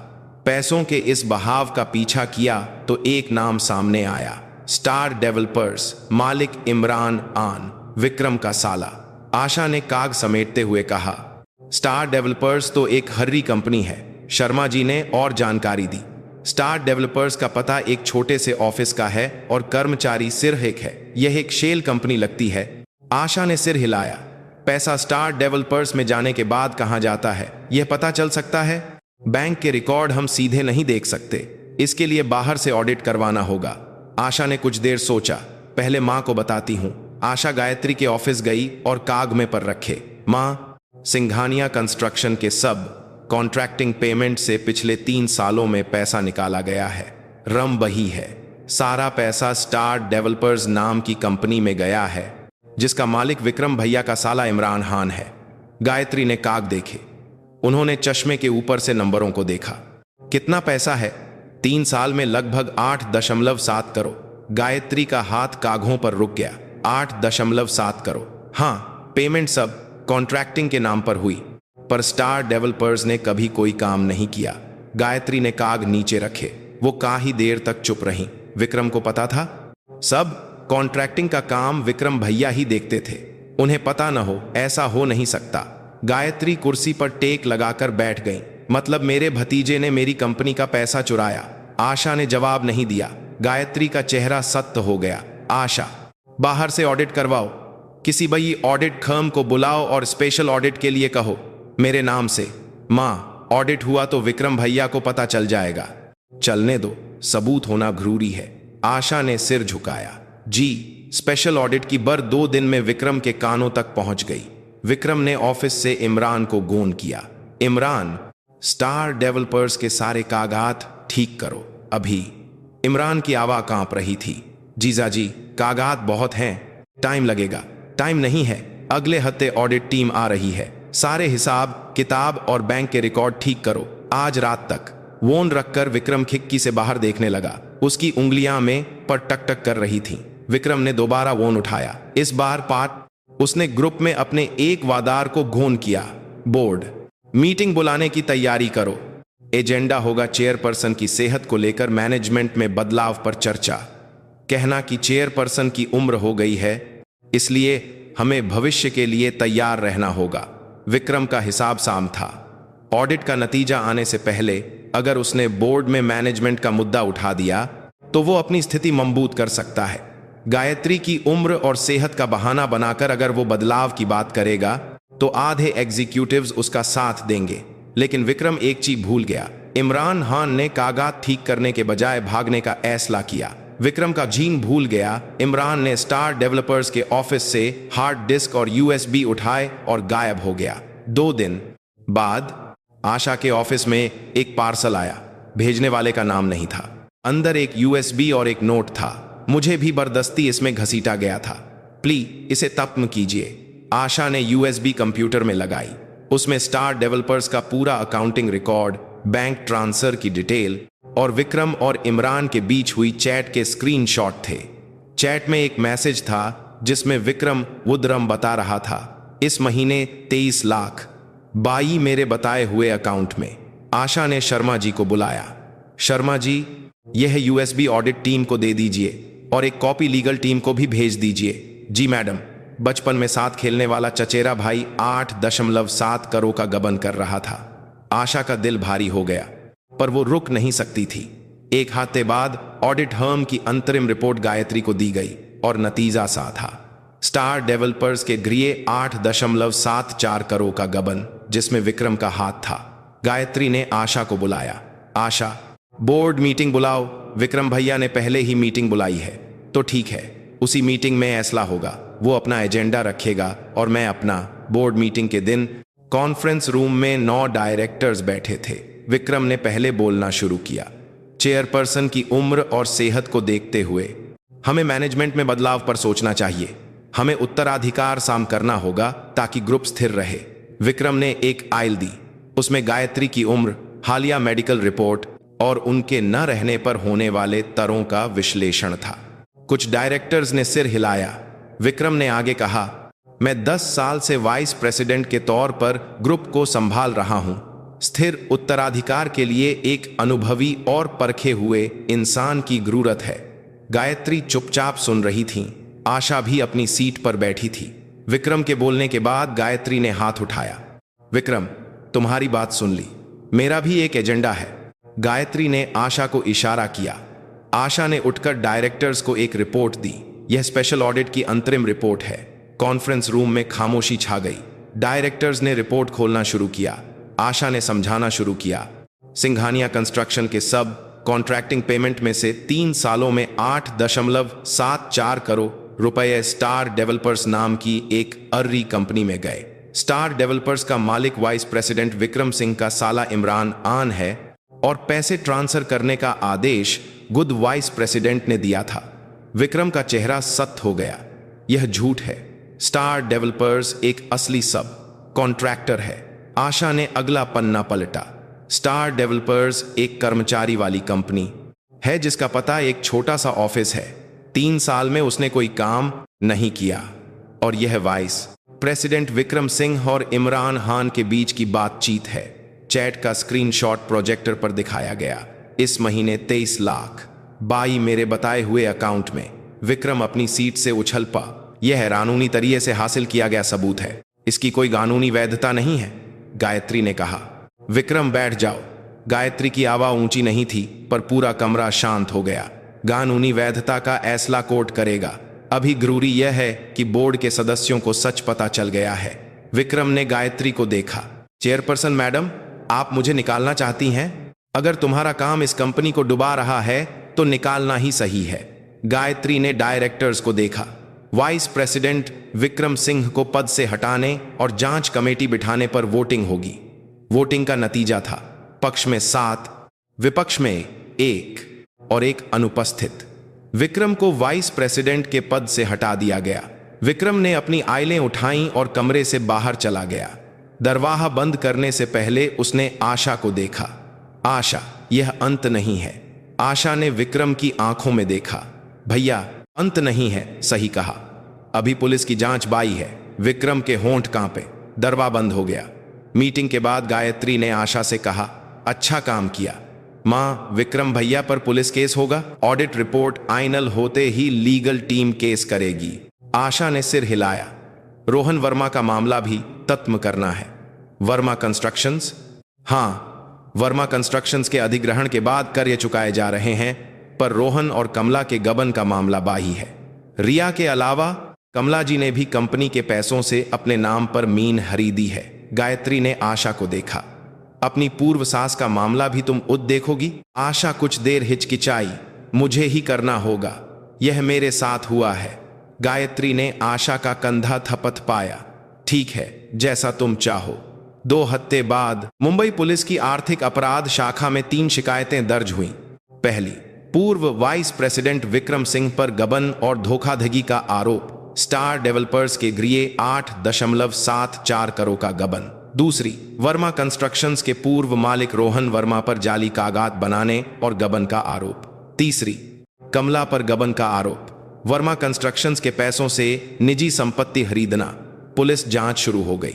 रोहन पहले से ही होटलों में भटक रहा था। वर्मा कंस्ट्रक्शंस अब सिंघानिया ग्रुप का हिस्सा थी और रोहन के पास कुछ नहीं बचा था। पुलिस का समन मिलने पर रोहन होटल के बिस्तर पर बैठा दीवार को घूर रहा था। कमला को भी समन मिला तो उसने रोहन को गोन किया। रोहन बेटा, पुलिस ने मुझे बुलाया है। ये क्या हो रहा है? माँ, मुझे भी मिला है। क्या करें? अब क्या करें? रोहन जवाब नहीं दे सका। आशा को यह बर शर्मा जी से मिली। आशा ने ऑफिस की खिड़की से बाहर देखते हुए कहा, 8 साल थे। 8 साल तक घर संभाला, बैंक के चक्कर काटे, सास के ताने सहे। उस वक्त का अंत पुलिस की शिकायत पर होगा। यह आशा के लिए भी आसान नहीं था। लेकिन आशा ने आयल बंद की और अपना अगला अपॉइंटमेंट देखा। कल सिंघानिया कंस्ट्रक्शन के सुपरवाइजर्स के साथ मीटिंग थी। वो रुक नहीं सकती थी। आगे बढ़ने के अलावा कोई रास्ता नहीं था। पुलिस जांच के 3 महीने बाद मुंबई में सर्दियां आ रही थीं। सिंघानिया ग्रुप के हेड ऑफिस की लॉबी में एक नया ऑर्गेनाइजेशन चार्ट लगा था। चेयरपर्सन गायत्री देवी, उनके नीचे वाइस प्रेसिडेंट आशा सिंह। विक्रम गिरफ्तार हो चुका था और 8.74 करोड़ के गबन के मामले में उस पर केस चल रहा था। इमरान खान पहले ही पुलिस के सामने सरेंडर करके सरकारी गवाह बन गया था। कोर्ट ने विक्रम की मानत नामंजूर कर दी थी। रोहन का केस भी चल रहा था। जाली बिल बनाने और कंपनी का पैसा चुराने का आरोप। रोहन कोर्ट में सिर झुकाए बैठा रहता था। वकील करने के पैसे नहीं थे, इसलिए उसे सरकारी वकील मिला था। कमला पर कंपनी के पैसों से अपने नाम पर मीन रीदने का आरोप था। जिस दिन कमला की पेशी थी, कोई पत्रकार नहीं आया। 20 कर्मचारियों वाली एक छोटी कंपनी के मालिक की मां की बर में किसी को दिलचस्पी नहीं थी। कमला अकेले कोर्ट के कॉरिडोर में चल रही थी। रिया को पहले ही साहा हो चुकी थी। गबन के आरोप में उसे 1.5 साल की जेल हुई, जिसे 3 साल के लिए प्रोबेशन पर निलंबित कर दिया गया था। देश छोड़ने पर पाबंदी थी और वो एक छोटे से कमरे में अकेली रह रही थी। आशा को ये सारी बरें शर्मा जी की रिपोर्ट से मिलती थीं। वो एक एक करके पत्ती और गायल आगे बहा देती। वो कोई भावना नहीं दिखाती। बस जब उसे रोहन के सरकारी वकील के बारे में पता चला तो उसका हाथ एक पल के लिए रुका था। आशा ने शर्मा जी से पूछा, रोहन वर्मा के केस की अगली तारीख कब है? अगले महीने की 15 तारीख है। ठीक है। आशा ने और कुछ नहीं पूछा। सिंघानिया ग्रुप विक्रम के जाने के बाद और स्थिर हो गया था। आशा का सब कॉन्ट्रैक्टिंग सिस्टम में सुधार का प्रस्ताव लागू होने के बाद लागत में कमी आने लगी थी। साइट सुपरवाइजर्स पहले आशा से डरते थे, पर जब आशा वुड साइट्स पर जाकर उनसे बात करने लगी तो उनका रवैया बदल गया। मैडम, आप पहली वाइस प्रेसिडेंट हैं जो साइट पर आई हैं। साइट पर नहीं आऊंगी तो सिर नंबर दिखेंगे, नंबरों के पीछे इंसान होते हैं। सुपरवायर ने सिर हिलाया। मैडम, सच कहूं तो पहले डर लगा था, लगा कि चेयरपर्सन की बेटी हैं, बस कुर्सी पर बिठा दिया गया है। आप ऐसा सोच सकते थे, पर जब आप उद लागत के काग लेकर आईं और हमसे पूछा तो हमें अच्छा लगा। आशा मुस्कुराई। इसमें शुक्रिया की बात नहीं है, यह मेरा काम है। गायत्री आशा और प्रिया में आए बदलाव को देख रही थी। परिवार के प्यार से प्रिया अब एक उशमियाज बच्ची बन गई थी और नए स्कूल में भी अच्छी तरह घुल मिल गई थी। आशा भी एक स्थिर जीवन का आनंद ले रही थी और एक नए भविष्य का सपना देख रही थी। माँ, मुझे एक रिपोर्ट देनी है। कैसी? एक महिला अधिकार फाउंडेशन बनाने का प्रस्ताव। गायत्री ने आशा को देखा। महिला अधिकार फाउंडेशन? हाँ, सिंघानिया ग्रुप के नाम से एक फाउंडेशन बनाना चाहती हूँ, घरेलू हिंसा और आर्थिक रूप से कमजोर महिलाओं की मदद के लिए। गायत्री काजी देर तक आशा का चेहरा देखती रही। क्यों करना चाहती हो? क्योंकि मैं उस हाल में रह चुकी हूं। जब मैं बिना पैसों के एक बच्ची को लेकर निकली थी तो मेरे पास जाने को कोई जगह नहीं थी। मेरे पास तो आप थीं, इसलिए मैं यहां तक आ गई। पर जिनके पास कोई नहीं होता, उनका क्या? गायत्री ने सिर हिलाया। प्रस्ताव लेकर आओ, बोर्ड में रखेंगे। आशा मुस्कुराई। शुक्रिया माँ। शुक्रिया कैसा? अच्छा काम है। गायत्री भी मुस्कुराई, पर तुरंत चेहरा गंभीर कर लिया। लेकिन फाउंडेशन चलाना आसान नहीं है। वाइस प्रेसिडेंट का काम और फाउंडेशन बहुत मुश्किल होगा, सहना पड़ेगा। इसी बात की चिंता है। आशा ने गायत्री का हाथ पका। माँ, मैंने 8 साल तक सुबह 5 बजे उठकर सास के लिए खाना बनाया, पति के कपड़े इस्त्री किए, बच्ची को स्कूल भेजा और बैंक के चक्कर काटे। उससे तो बेहतर ही होगा। गायत्री ने आशा का हाथ दबाया। हाँ, तुमने इतनी तकलीफ सही है तो यह भी कर लोगी। दोनों के बीच एक पल के लिए हंसी गूंजी। अगले सोमवार सिंघानिया ग्रुप के कॉन्फ्रेंस रूम में बोर्ड मीटिंग हुई। आशा ने महिला अधिकार फाउंडेशन का प्रस्ताव रखा। फाउंडेशन का नाम था नई सुबह फाउंडेशन।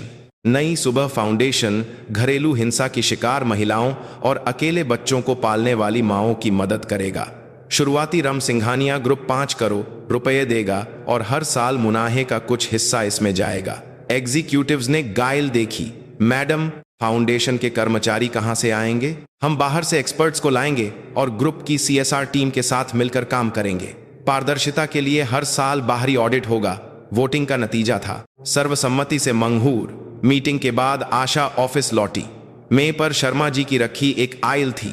रोहन के केस का फैसला था 2 साल की जेल, जिसे 3 साल के लिए प्रोबेशन पर निलंबित कर दिया गया।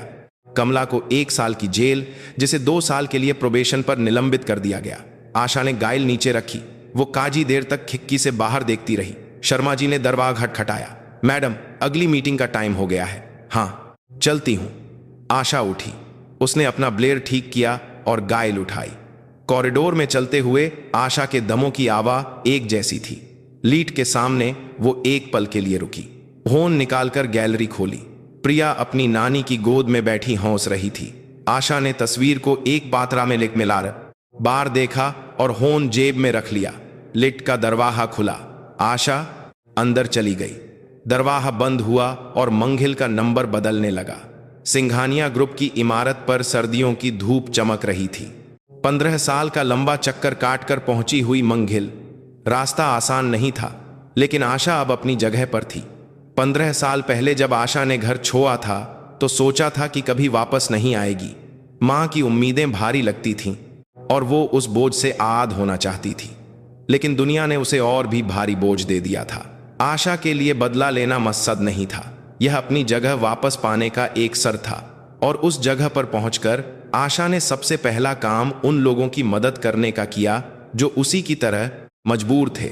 यह वही कर सकता था जिसने सब कुछ खोकर देखा हो। दुनिया में आज भी ऐसे लोग हैं जो अकेले लब रहे हैं, जिन्हें लगता है कि उनके पास जाने को कोई जगह नहीं है, लेकिन जहां अंत लगता है वहीं से एक नई शुरुआत हो सकती है। आशा की तरह उम्मीद है आज की कहानी आपके दिन को थोड़ी सी हिम्मत देगी। अगर आपने यह कहानी पूरी सुनी है तो कमेंट में पूरी सुनी जरूर लिखें। मैं थी आपकी दोस्त और यह थी एक नई सुबह की कहानी। धन्यवाद।